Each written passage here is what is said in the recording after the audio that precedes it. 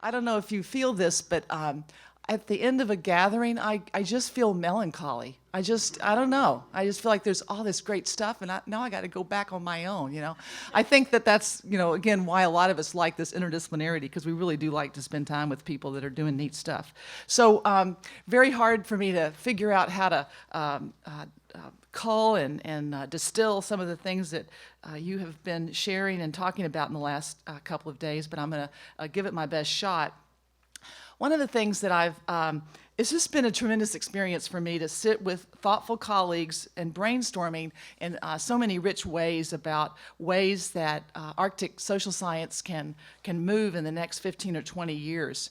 I just want to emphasize there's 5 workshops, over 130 people that will formally be participating in this, as you are.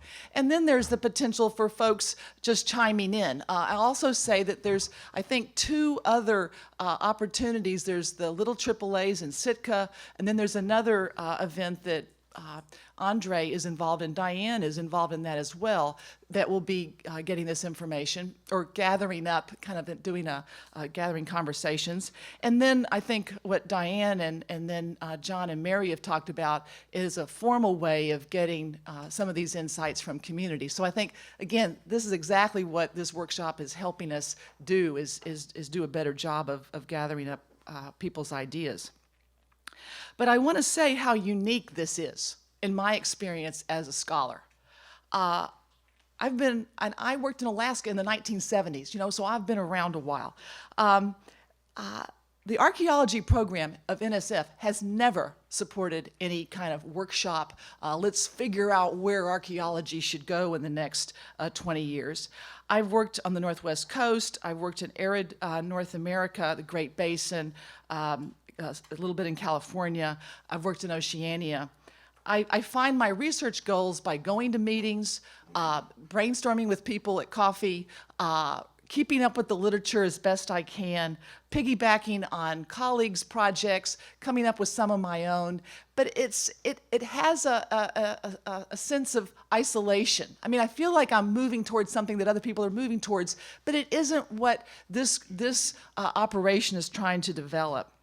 Nothing like this. And I just want you to know how lucky you are that you have a program that is seeking your collective knowledge about how to make this go even better. And I have to ask, why do you rate? Why do you get this? Now, in the far north, you have a lot of interesting questions. You do. You have interesting archaeology.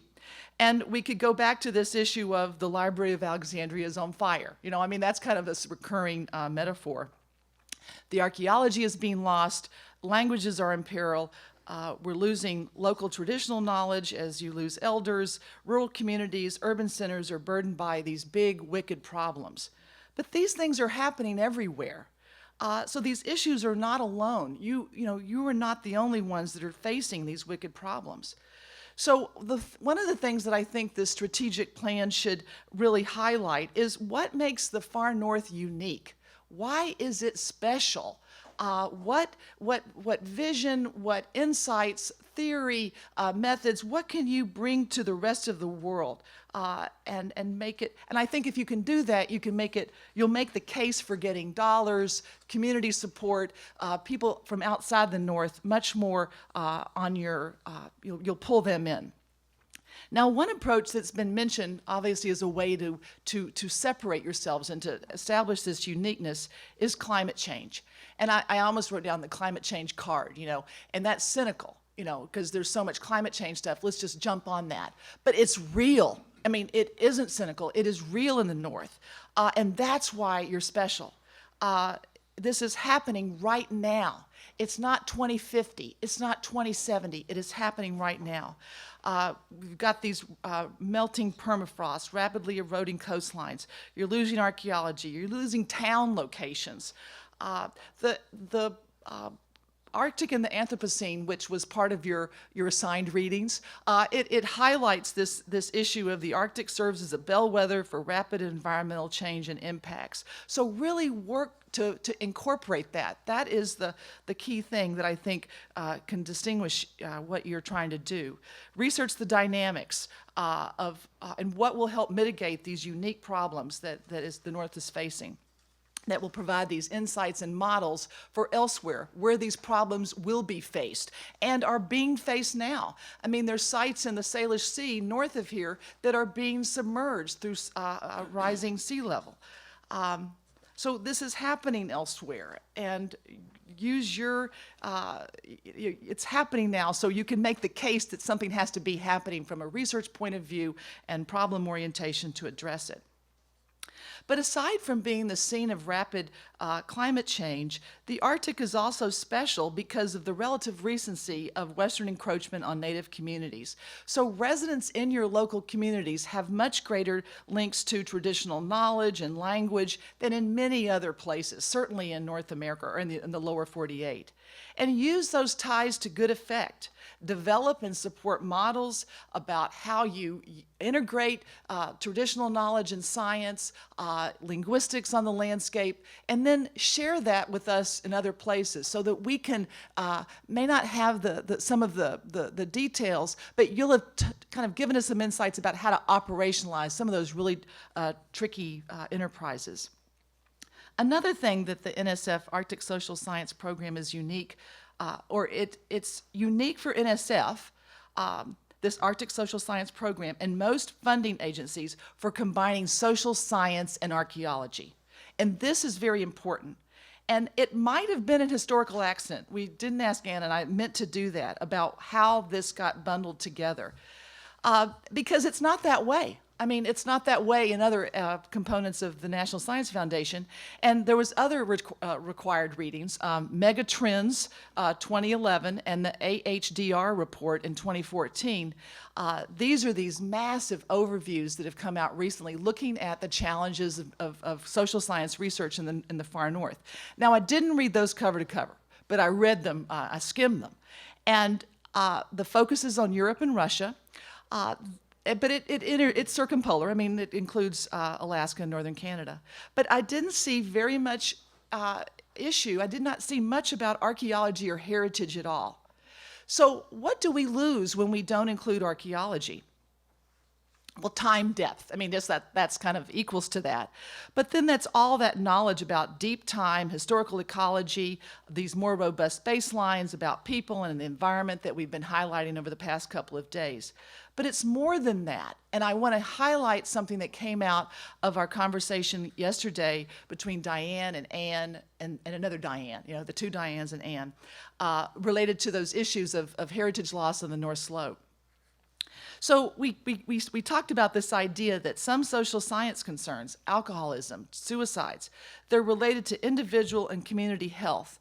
And these can be addressed using heritage and archaeology, which can contribute to a community sense of place.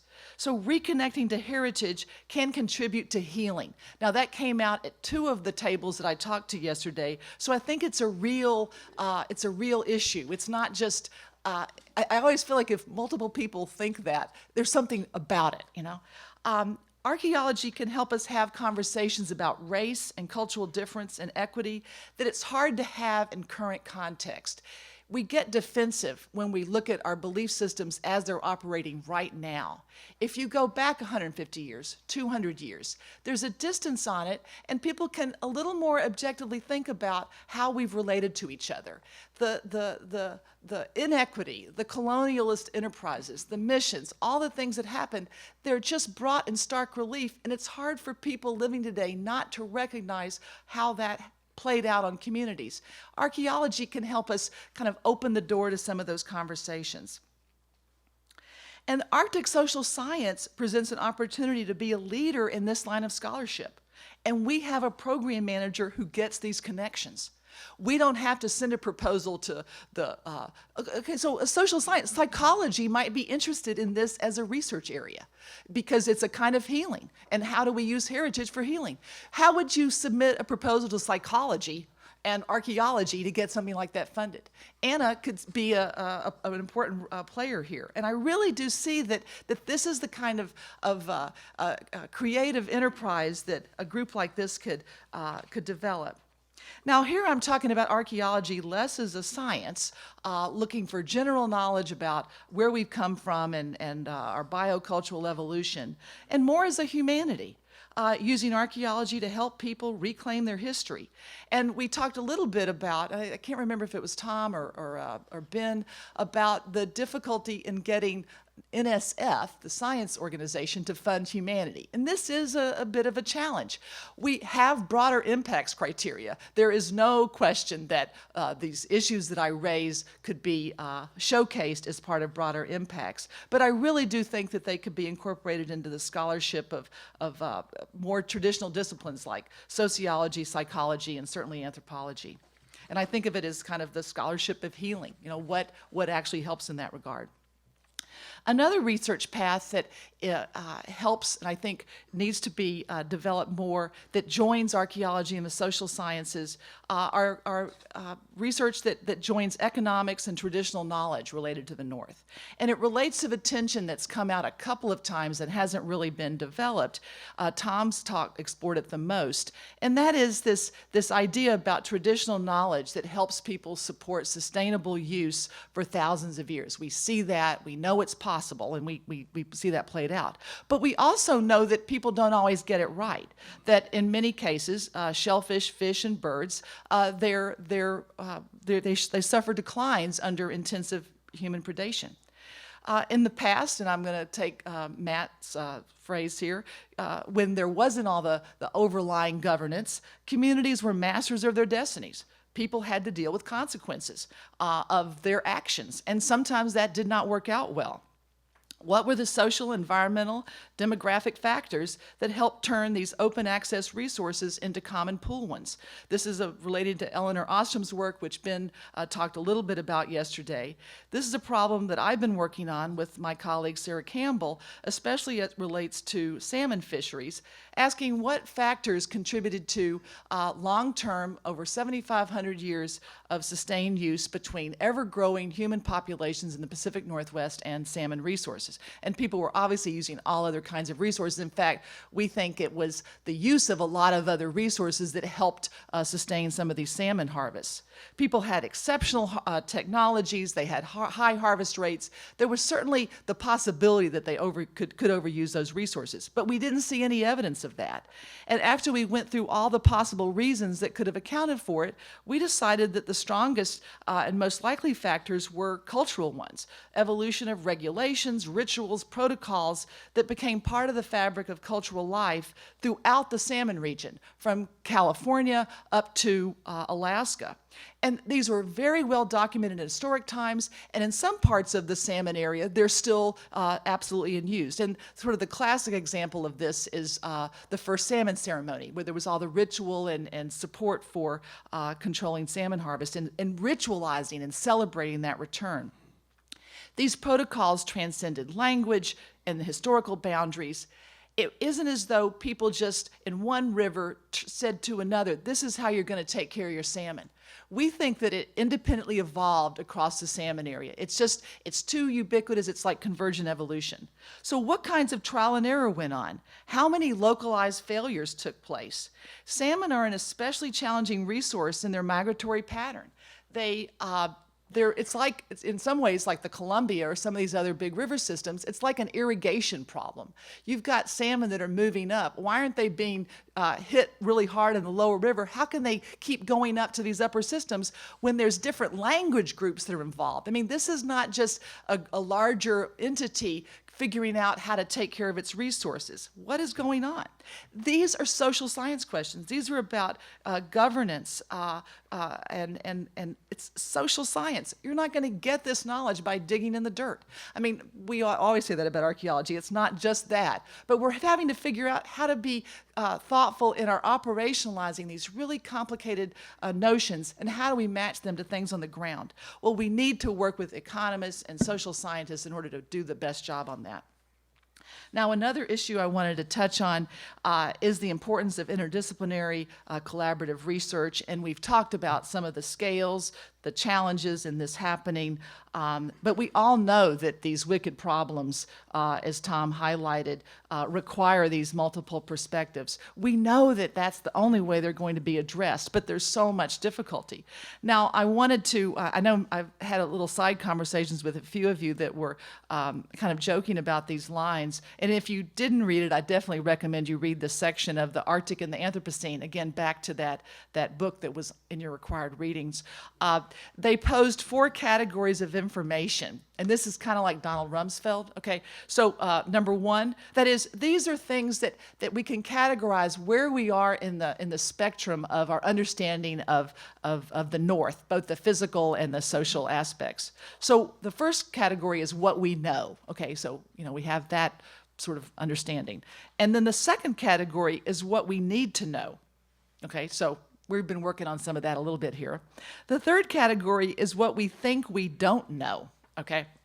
Now, you can take that in different ways, but the way they develop that is that these are things that are known in one's community, but largely unknown in another. The book highlights traditional knowledge as a classic example of this, that independently, people have, for thousands of years, had these ways of knowing, of taking care of their land, their resources, and Westerners are only really getting that, okay? So there's been these independent paths of knowing, and we have been siloed so much that we haven't even been aware of these others.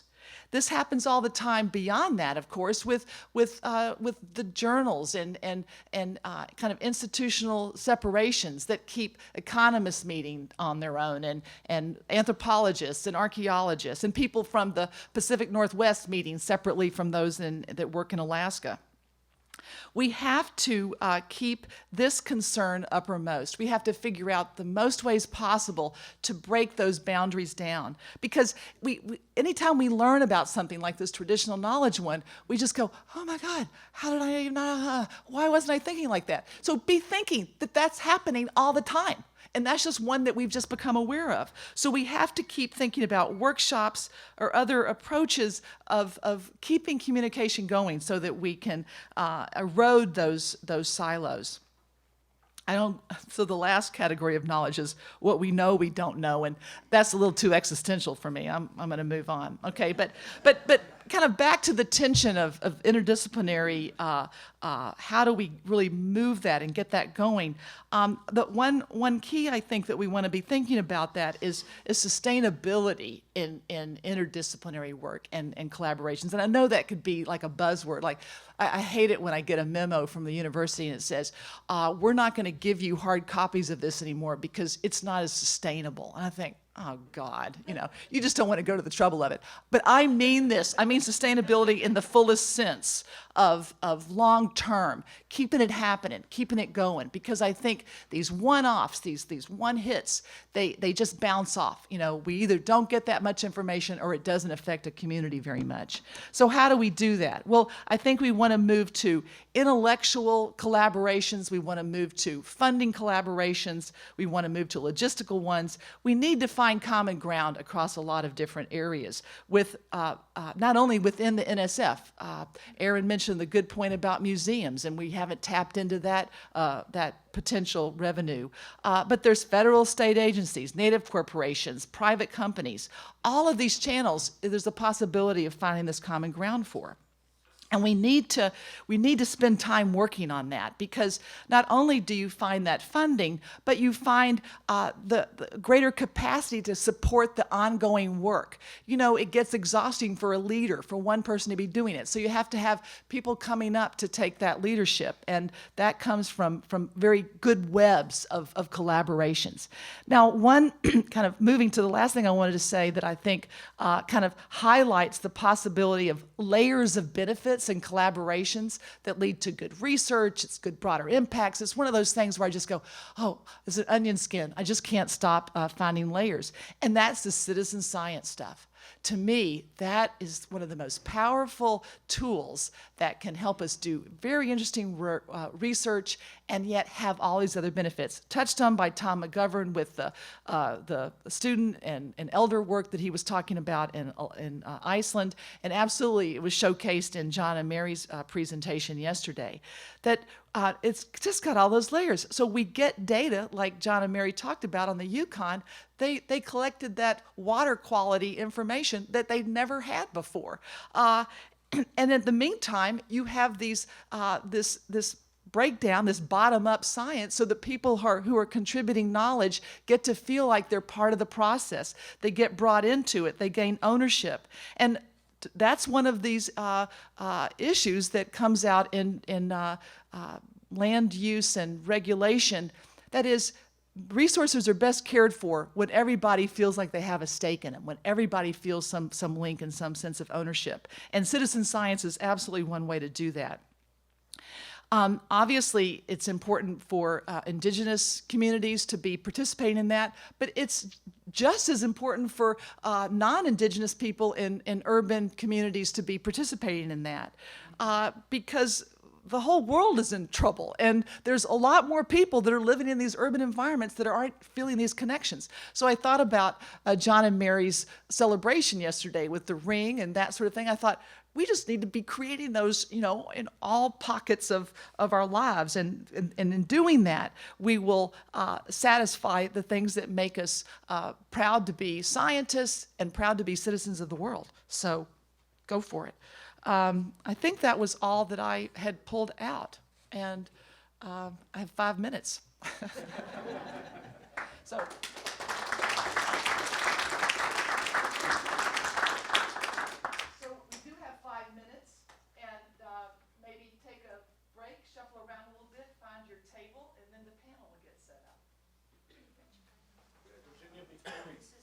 Before we move, I had a long talk with Sven last night before we all broke for dinner, and he wasn't able to be here today because he's teaching. But he raised a really important point, and it's one that's been bothering me as well. And that is, that we continue to engage in ghettoization. And Sven was the only Native researcher here yesterday. He's not here today, and there is a group of Native people who will be meeting as Native scholars, candidly in their own ghetto, and we really miss out on the interaction, in some cases the tough questions, the tough discussions, the things that make us uncomfortable, but we need to shift that, and I would make a plea, and Sven would also, that we do that. Thank you for adding that. I mean, we definitely had conversations about that as this workshop developed, so appreciate that concern. So, Matt?